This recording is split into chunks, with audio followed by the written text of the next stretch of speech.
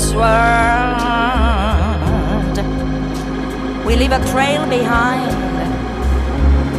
a trail of suffering and sorrow that disturbs our peace of mind. I think about the people whom I wronged, hurt and scarred. Oh, and I wonder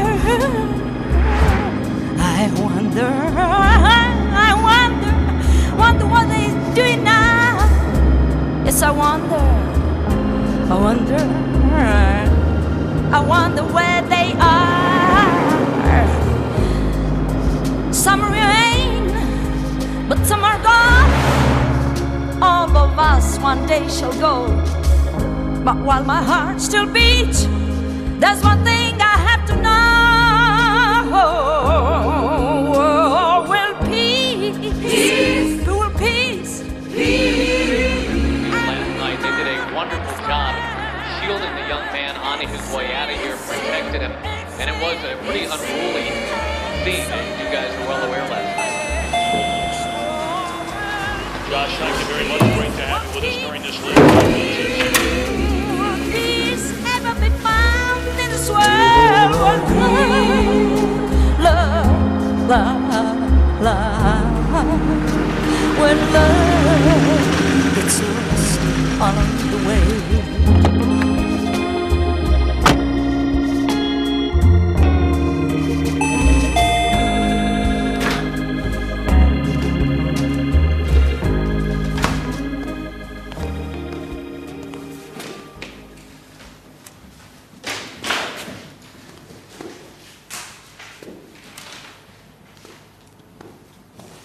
Dobré ráno. Dobré.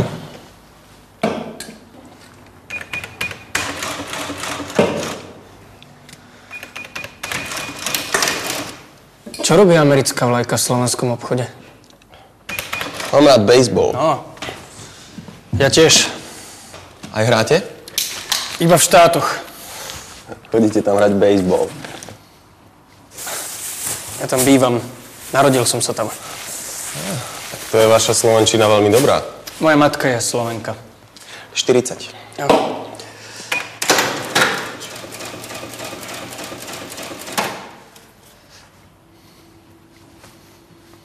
Tak čo tu vlastne robíte? No tak prišiel som sa pozrieť do matkynej rodnej vlasti. Pustatina. Nie, je to krásna krajina. Naozaj. Dobre, tak rád som vás stretol. Nice to meet you too. If I come to America, we should play together. Jasné. Polak. Mark Polak. Tomáš Dubček. Bývam v Houstone. Keď niekedy prídeš do Houstonu, tak mi zavolaj. Nájdeš ma v telefónnom zozname. Polak. Budem si to pamätať. No teraz sem budem chodiť častejšie. Kvôli tej vlajke. A kvôli tomu tričku, ktoré máš na sebe. Páči sa ti? Nie. Myslel som, že si hovoril, že áno. Prepáč. Ja som sa pomýlil. Vieš, necháp ma zle. Ale v tom tričku nemôžeš stáť pod americkou vlajkou. Prečo nie? No pretože väčšina Američanov verí v Boha a vlajku zároveň.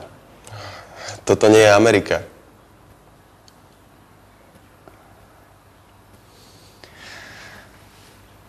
Pozri, aby som s tým nemal žiadny problém. Keby si nestál v tom tričku pod americkou vlajkou. Tak to by som ju mal asi zvesiť, že? No to by si mal spraviť. Pretože potom ľudia ako ja sa nebudú cítiť urazení, keď vojdu do tvojho obchodu. Alebo dám na dvere nápis. Netolerantným vstup zakázaný.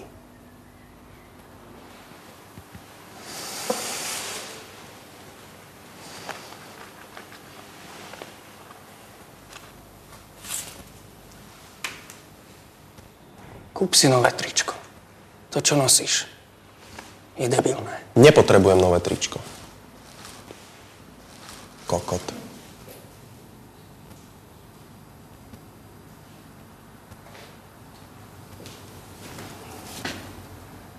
Nikto mi tak nevolá. A mne nikto nehovorí, čo mám nosiť. A okrem toho, toto je moje územie. Ja si tu môžem robiť, čo chcem. Keď budem chcieť, tak podpálim aj tú tvoju debilnú vlajku. Toto, čo si práve teraz povedal, bola urážka. A čo? Čo chceš? Odškodné? Nie. Chcem ospravedlnenie. Tak toho sa v živote nedočkáš. Na to môžeš rovno zabudnúť. Ale môžem ti niečo vysvetliť. Ľudia, čo si zamieňajú vlajky s Bohom a Boha so svojimi názormi, tak to sú všetko fanatici. Máme ich v Afganistane. Volá sa to Taliban. Ty chceš povedať, že ja som ako Taliban? Áno. Ale ty nie si Afgánec. Ty si Američan. Ty skurvený hajzel! Toto kurva! Môjho brata pred mesiacom zabili v Afganistane. A teraz ma porovnávaš s tými zabijakmi? A čo? Čo s tým mám akože robiť ja? Ty si myslíš, že ty si jediný, čo trpí? Mne zabili pred 2 mesiacmi v Piešťanoch psa.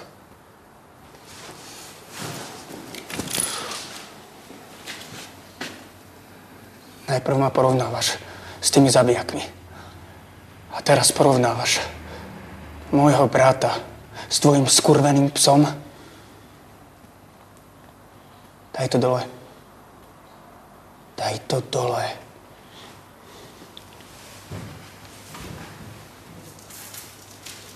Daj mi to.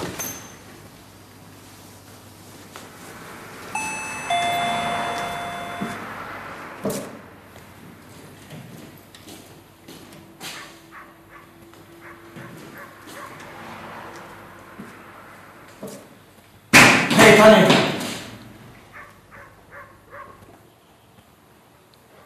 Toto nie je prepad. My len tak diskutujeme. Pozrite sa na mňa.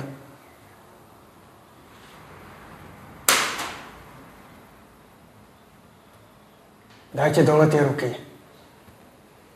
No tak dajte dole tie ruky. A dokončite svoj nákup. No tak povedal som nakupuj!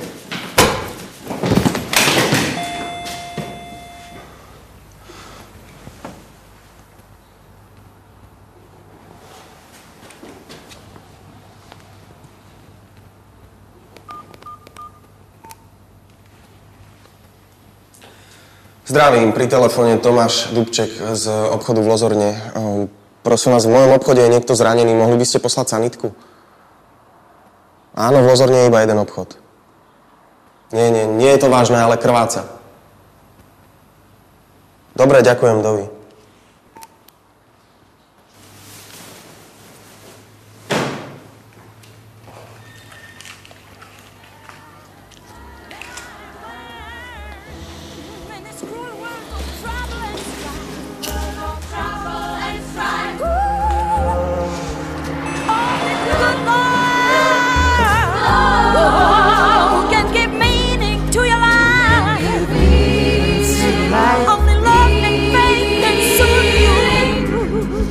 Gentle rivers flow, wash away our cares and pains. But one thing I have to know: world peace, world peace, ever be found in this world. If sin, and suffering below days, world peace, world peace.